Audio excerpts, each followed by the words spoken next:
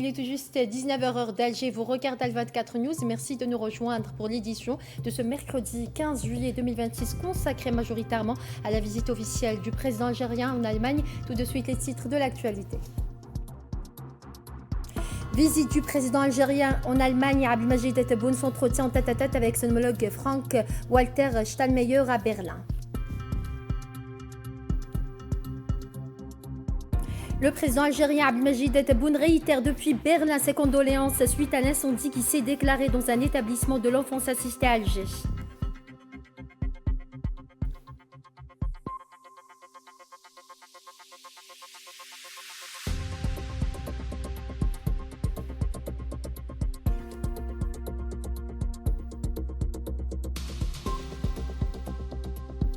Le président de la République algérienne Abdelmajid Tebboune annonce depuis la capitale allemande l'ouverture prochaine d'une nouvelle ligne aérienne Alger-Berlin.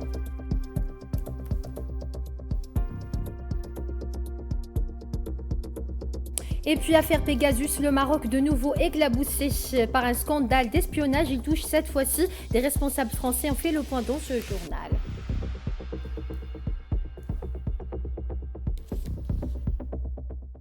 Bonsoir à tous. Si vous venez de nous rejoindre, on entame ce journal avec cette information. Le président de la République algérienne Abdelmajid Tebboune a eu jeudi à Berlin un entretien en tête-à-tête avec le président de la République fédérale d'Allemagne, Frank-Walter Steinmeier, dans le cadre de la visite officielle qu'il effectue en Allemagne. Auparavant, un accueil officiel a été réservé au président de la République par son homologue allemand à la ville Borsig à Berlin.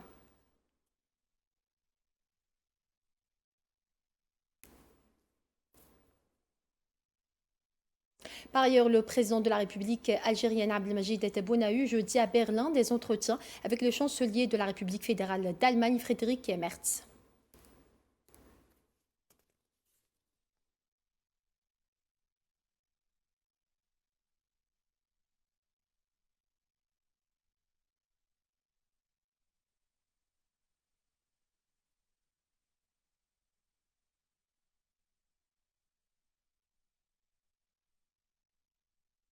Et avant le début d'une conférence de presse conjointe avec le chancelier allemand Friedrich Merz, le président de la République algérienne Abdelmajid Tebboune a réitéré jeudi après-midi depuis Berlin ses condoléances suite à l'incendie qui s'est déclaré jeudi à l'aube dans l'établissement de l'enfance assistée de Mohammedia Alger, faisant plusieurs victimes.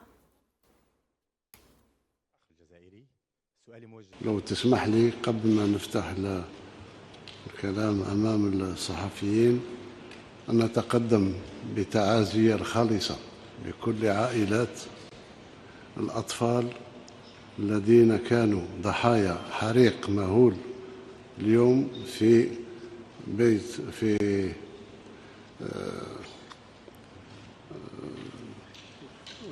بيت يأويه اليتامى النورفلين عندنا في الجزائر العاصمة، وترحم على أرواحهم الطاهرة لمن قضى، وأتمنى الشفاء العاجل لمن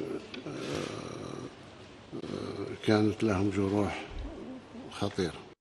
Et pour sa part, le chancelier allemand Friedrich Merz a présenté jeudi à Berlin ses sincères condoléances au président algérien Abdelmajid Tebboune ainsi qu'à l'Algérie suite à l'incendie dans l'établissement de l'enfance assistée de Mohammedia Alger. Nous avons appris l'incendie profondément regrettable survenu dans un établissement d'accueil pour enfants à Alger. À cet égard, je tiens à vous présenter, Monsieur le Président, ainsi qu'à l'Algérie et aux familles des blessés et des victimes, mes sincères condoléances. Et le président algérien a souligné que cette visite a pour objectif de consolider les relations économiques, sécuritaires, politiques avec la République d'Allemagne amie. أعتقد أن تواجدنا اليوم في ألمانيا تواجد طبيعي جدا نظرا للمستوى السياسي والاقتصادي والتشاور الموجود اليوم حاليا بين الجزائر وألمانيا. فيه كثير من النقاط تجمعنا، فيه تحول نوعي في الاقتصاد. لأول مرة ربما أصدقائنا الألمان يطلقوا إلى الطاقة، إلى الغاز بالأخص، تموين ألمانيا بالغاز. واحنا كممول أوروبا بصفة عامة يعني ممول موثوق منه ما يتخلاش على الواجب نتاعو إطار البحر الأبيض المتوسط ومع دول أوروبا بصفة عامة. إذن زيارتنا كانت ربما لتعزيز بعض العلاقات اقتصادية أمنية سياسية مع جمهورية ألمانيا الصديقة التي سترى عن قريب إن شاء الله انطلاق ممر جديد للغاز هيدروجين وربما ما يتبعه من طاقات متجددة كهرباء وغيرها. وإحنا سعداء بهذا القرار اللي خدته ألمانيا وحقا خدينا مع بعض. Et le chef de l'État algérien a déclaré qu'il existe de grands projets en cours de réalisation actuellement en Algérie avec des mains allemandes. فيه مشاريع كبيرة حاليا تنجز في الجزائر بأيادي ألمانية. تواجد الشركات الألمانية أصبح يزداد تقريبا سنويا في الجزائر، وفيه كذلك على حساب الشباك الوحيد اللي خلقناه لتسهيل الاستثمار للشركات الأجنبية فيه ما يقارب حوالي 900 مليون دولار مطروحة على المؤسسة تاع الشباك الوحيد، يعني كشركات ألمانية تريد استثمار في Et lors d'une conférence de presse conjointe avec le président algérien, le chancelier allemand a déclaré que l'Allemagne attache une grande importance aux relations économiques avec l'Algérie. Vielen Dank für die Frage. Ich habe dem Präsidenten gesagt, dass Nous avons abordé tous ces sujets, les mines, l'industrie automobile et l'investissement dans les industries militaires, ainsi que le secteur de l'énergie. Nous avons un vif intérêt à développer la coopération énergétique. La coopération dans le domaine de l'énergie est pour nous essentielle, notamment ce qui concerne le projet South 2 Corridor, de l'hydrogène et le partenariat associant l'Allemagne, l'Algérie et l'Italie. Nous avons lancé ce projet et poursuivrons cette initiative importante pour nos deux nations dans les mois à venir en visant une approche durable. Et concernant le volet sécuritaire, le président de la République algérienne a souligné que les choses vont dans le bon sens avec l'État allemand ami. بالنسبة للتعاون الأمني كنا تكلمنا في تفاصيل في الجلسة اللي خرجنا منها حينا. أعتقد أن ما فيش أمور تذكر، كل شيء على ما يرام مع الدولة الألمانية الصديقة. Et le président algérien a déclaré que depuis l'indépendance du pays en 1962 à ce jour, les relations entre l'Algérie et l'Allemagne sont restées fortes et bonnes. تعاون استراتيجي مع ألمانيا الشيء اللي نصرح به جازما أن علاقاتنا مع منذ استقلالنا 1962 إلى يومنا هذا علاقاتنا مع ألمانيا علاقات قوية طيبة ولن ينشأ عنها أي نزاع، كله على ما يرام وماشيين من حسن إلى أحسن. اليوم الجزائر تطورت باش ندخل في ميادين أخرى، ميادين علمية فيما يخص الأدوية المختصة جدا. احنا شفتي باللي مؤخرا وضعنا الحجر الأساس لمعهد للعلاج بالخلايا الجينية. إذن في هذا الميدان ألمانيا متقدمة جدا، وإحنا نستغل صداقتنا مع جمهورية ألمانيا حتى نستفاد ونفيد الشعبين بهذا التعاون. نقول لك من أحسن تعاون، من أحسن نقاط التعاون في الجزائر تعاوننا مع ألمانيا. À une question concernant Christophe Glaise, condamné en Algérie, le président de la République algérienne s'est exprimé. احتراما للعدالة الجزائرية لن أجيب عن السؤال إلا في الجزائر، لست في الجزائر ولن أجيب عن هذا السؤال. Et mercredi soir à Berlin, le président de la République algérienne Abdelmajid Tebboune a rencontré des membres de la communauté nationale établie en Allemagne dans le cadre de la visite officielle qu'il effectue dans ce pays. Le président de la République a instruit le gouvernement de prendre en charge les préoccupations de la communauté nationale et d'accompagner leurs projets. Le président algérien Abdelmajid Tebboune a indiqué que le partenariat avec l'Allemagne font de l'Algérie un pays leader dans des domaines stratégiques. L'Allemagne est un grand pays ami. Avec l'Allemagne, nous avons des accords pour être leader avec eux en matière de production d'hydrogène, vert, d'hélium, de gaz rare, autres, d'automobiles, mécaniques et autres. Nous avons des accords. Depuis notre indépendance, on a toujours travaillé avec l'Allemagne, même quand ils s'étaient séparés. On a toujours travaillé, on a toujours été content du travail qui a été fait par les Allemands. Ils sont très sérieux, très sincères avec nous. Par ailleurs, le président algérien a annoncé l'ouverture d'une nouvelle ligne aérienne. On a commencé à régler, on a acheté des avions. J'ai à peu près 17-18 avions, mais d'autres Boeing et Airbus. Pour l'Allemagne, j'ai demandé à ce qu'on ouvre Berlin.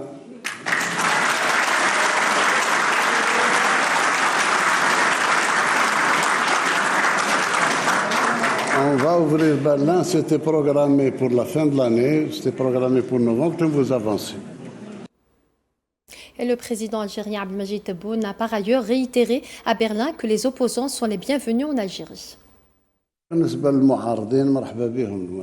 المعارضة الإنسان اللي يعارض صفة حضارية أفكار ويجيب البديل هذا راه يسمح للجزائر باش تتقدم كثير في الديمقراطية.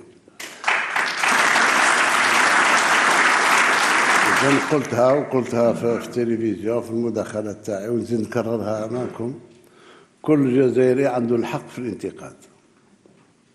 ولكن كل جزائري عنده الحق في الانتقاد وياخذ بعين الاعتبار التقاليد نتاعنا والحرمه نتاعنا يعني الشتم والسب ما يجيبوش يجيبوا غير الكراهيه والعنف ماكش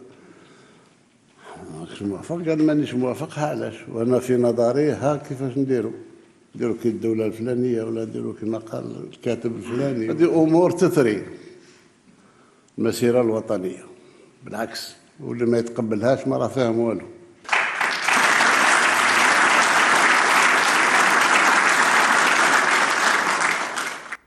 De leur côté, les représentants de la communauté algérienne établie en Allemagne ont salué mercredi soir à Berlin le grand développement réalisé par l'Algérie sous la conduite éclairée du président de la République algérienne, Abdelmajid Tebboune.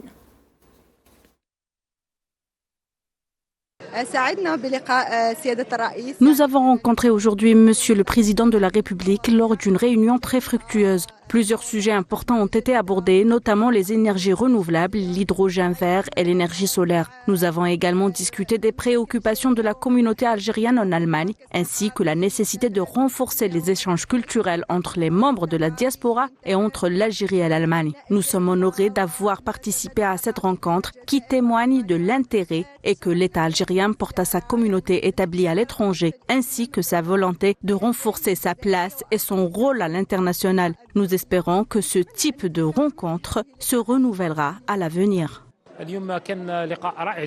La réunion s'est déroulée dans un climat d'ouverture et de confiance. Monsieur le Président a écouté nos préoccupations avec attention et nous avons pu nous exprimer librement.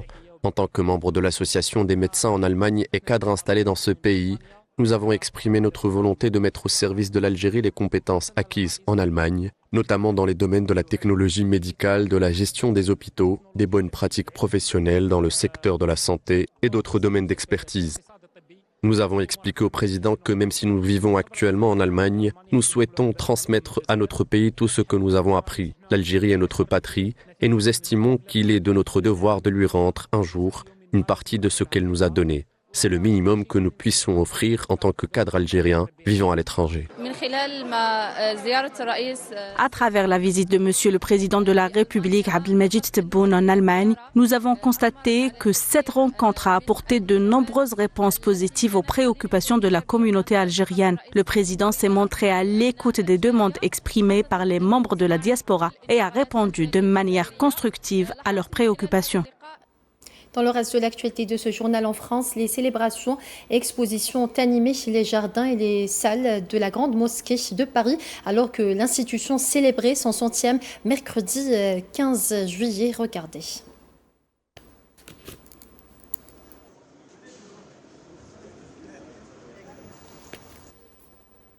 En Palestine occupée, 3 Palestiniens sont tombés en martyrs et plusieurs autres ont été blessés jeudi suite à des frappes des forces de l'occupation sioniste dans la ville de Gaza, a rapporté l'agence de presse palestinienne Wafa.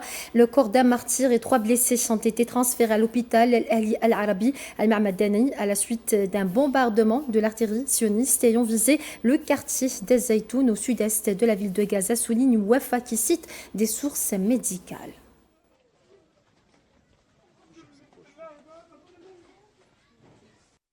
L'agression génocidaire sioniste contre la bande de Gaza fait 73 250 martyrs et 173 751 blessés, en majorité des femmes et des enfants depuis le 7 octobre 2023, selon un nouveau bilan communiqué ce jeudi par les autorités sanitaires palestiniennes. Il est à noter que depuis l'entrée en vigueur du cessez-le-feu le 10 octobre dernier, 1127 Palestiniens sont tombés en martyrs et 3643 autres ont été blessés, tandis que les corps de 800 martyrs ont été récupérés selon les autorités sanitaires.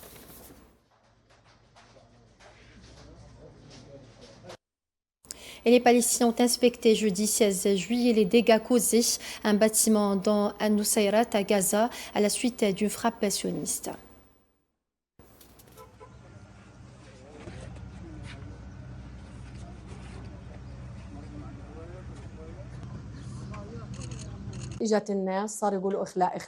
Les gens sont arrivés en criant « évacuation, évacuation ». Nous nous sommes sortis pour savoir où se déroulait l'évacuation. Personne ne savait, tout le monde courait. Nous sommes allés chez nos voisins. La frappe a éclaté, le bombardement a éclaté. Un peu plus tard, nous sommes revenus et avons vu toute cette destruction. C'était terrible pour nous. Je n'ai même pas les mots pour le décrire. Qu'est-ce que c'est que ça? Ce n'est pas une trêve, ce n'est absolument pas une solution pour nous à Gaza. Gaza a des habitants, des enfants, et ils ont le droit de vivre une vie décente et digne. Je suis debout, les nerfs à vif, je ne sais pas par où commencer ma journée, par où commencer ma vie. Ce n'est pas une trêve. Les habitants de Gaza n'ont pas connu un seul jour, pas un seul instant de cessez-le-feu. Ce cessez-le-feu est une illusion. Honnêtement, il n'y a aucune zone sûre à Gaza. Ni la ligne jaune, ni la rue Rachid. Aucun endroit n'est sûr. Nous sommes tous exposés à la mort et au danger car nous vivons sous occupation, sous agression. Et 32 Palestiniens ont été arrêtés par les forces de l'occupation sioniste en Cisjordanie durant les dernières 24 heures, dont plusieurs anciens prisonniers, a indiqué ce jeudi le bureau des prisonniers palestiniens. Il est à noter que le nombre total des détenus palestiniens dans les prisons de l'occupation sioniste dépasse les 9500, dont 99 femmes, 42 journalistes et plus de 360 enfants, rappelle le communiqué. Après les révélations sur le logiciel espion Pegasus, une nouvelle affaire ravive les tensions entre Paris et Rabat. Selon plusieurs médias français, des fonctionnaires et diplomates auraient été ciblés par une vaste campagne d'espionnage attribuée aux services marocains. On fait le point avec Imen Marat. Des smartphones aux climatiseurs connectés, les méthodes d'espionnage évoluent, mais les soupçons restent les mêmes. Plusieurs enquêtes de la presse française affirment aujourd'hui que le Maroc aurait mené pendant plusieurs années une vaste opération de renseignement contre des responsables français. Des diplomates, des hauts fonctionnaires, des militaires, des collaborateurs de l'Élysée ou encore du Quai d'Orsay auraient été placés sous surveillance. Au cœur de cette affaire, un nom déjà bien connu, Pegasus. Ce logiciel espion développé par la société sioniste Enso Group, capable d'infiltrer un téléphone sans que son propriétaire ne s'en aperçoive. Messages, appels, photos, géolocalisation, tout peut être récupéré à distance. Mais l'enquête va plus loin. Les services français soupçonnent désormais des opérations de renseignement passant par des équipements techniques installés dans certains bâtiments sensibles. Des systèmes de climatisation intelligents connectés au réseau informatique auraient pu servir de porte d'entrée pour collecter des informations ou cartographier des infrastructures stratégiques. Un procédé discret, difficile à détecter, qui illustre l'évolution des pratiques du renseignement à l'ère des objets connectés. Ces révélations interviennent alors que les relations entre Paris et Rabat connaissent une succession de crises depuis plusieurs années. Affaire Pegasus, restriction de visa, reconnaissance par la France de la souveraineté marocaine sur le Sahara occidental, coopération sécuritaire entre dents de scie. Derrière les gestes diplomatiques, la méfiance demeure. Selon plusieurs anciens responsables du renseignement français, cités dans la presse locale, Le Monde, La Croix ou encore Libération, l'espionnage entre États n'a rien d'exceptionnel. Mais lorsqu'on vise un partenaire stratégique, il remet en question le niveau de confiance entre les deux capitales. Aucune réaction officielle n'a pour l'heure confirmé ces accusations. Le Maroc a toujours rejeté les allégations d'utilisation illégale de Pegasus. Reste qu'à l'heure où la cybersécurité devient un enjeu de souveraineté, la guerre de l'information ne se joue plus uniquement derrière les écrans, elle peut aussi se cacher dans les objets les plus ordinaires. Conflit au Moyen-Orient, les États-Unis et l'Iran s'affrontent directement pour le contrôle du détroit d'Ormuz. Washington bombarde des bases militaires iraniennes et maintient un blocus. En riposte, l'Iran attaque des navires de commerce et cible des pays du Golfe.